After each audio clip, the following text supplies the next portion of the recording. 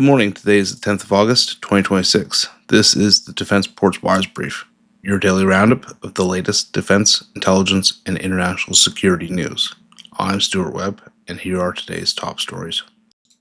In Yemen, the Houthi rebels launched missiles and drones on the Al Mocha port in Yemen's west coast. Although 11 drones were shot down, 4 soldiers and 3 civilians were killed and at least 30 injured in the attack. This weekend, Houthi rebels attacked the Saudi Aramco Jazan factory. The refinery processes 400,000 barrels of crude a day. There's no indication that this will cause an escalation with Turkey or Pakistan with the new defense pact. Although, with Pakistan leading U.S.-Iran negotiations, it is unlikely that there will be an escalation. In Iraq, the Iraqi military carried out concentrated strikes on 8 hideouts of sleeper cells for ISIS. Iraqi and Kurdistan regional security forces are conducting intelligence-led operations in the area, and it therefore seems that there is some coordination between the two groups. Iran states that it will not reopen the Strait of Hormuz until the United States meets all of its demands. These demands include the ending of the U.S. blockade on Iran, halting all U.S. and allied attacks on regional allies, and broad immediate relief from U.S. sanctions, and war reparations to be paid. Syria and Russia reached a deal over the future of Kanaim Airport and the commercial berth at Tartus Port. The Syrian government will take over the civilian facilities, and the military facilities will be repurposed into joint training and qualification centers. Effectively, Russia will still have access, but not the permanent base that it had with the al-Assad regime. Moving on to the Russia-Ukraine war, Ukraine's military intelligence claims that Russia is deploying its own version of Starlink quicker than anticipated.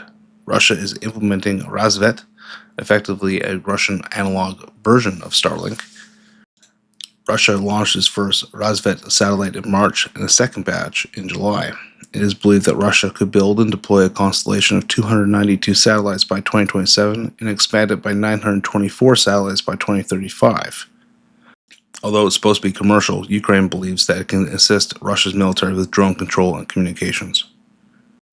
Russia destroyed a World Health Organization warehouse in Dnipro, sending emergency health supplies up in smoke. The agency was able to evacuate 130 of the some 300 pallets of aid before the strike. It is believed that Russia ordered regional authorities to recruit 409,000 contract soldiers this year. This high target is being done instead of calling for a general mobilization so far. It is believed that nearly 200,000 people signed contracts in the first half of this year.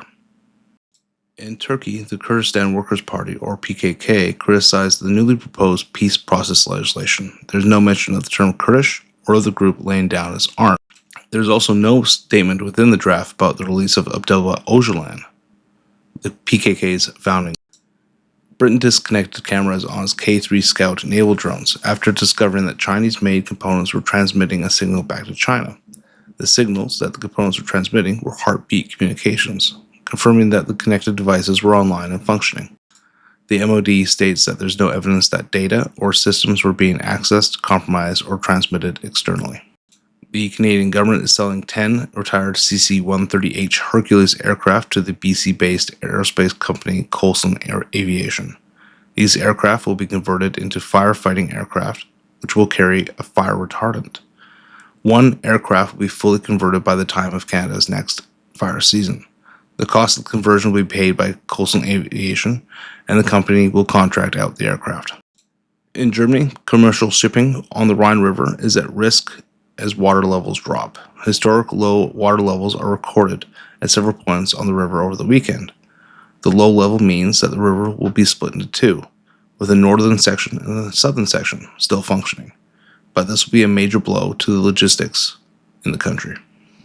And that concludes today's Wires Brief. If you found this useful, subscribe so you don't miss the next one, and visit defenseport.com for our analysis on these topics and more. And until next time, have a good day.